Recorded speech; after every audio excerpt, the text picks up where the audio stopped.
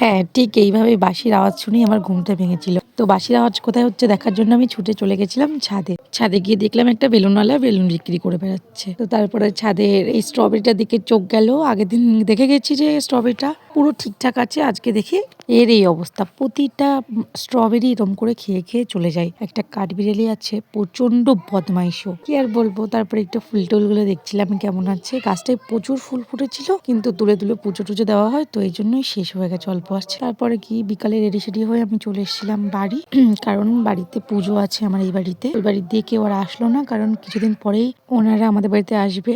আর কেন আসবে অবশ্যই সেটা ভিডিওতে তোমরা জানতে পারবে, ভিডিও আসবে। তো দেখা হচ্ছে পরের ভিডিওতে। বাই, তোমরা ভালো থেকো।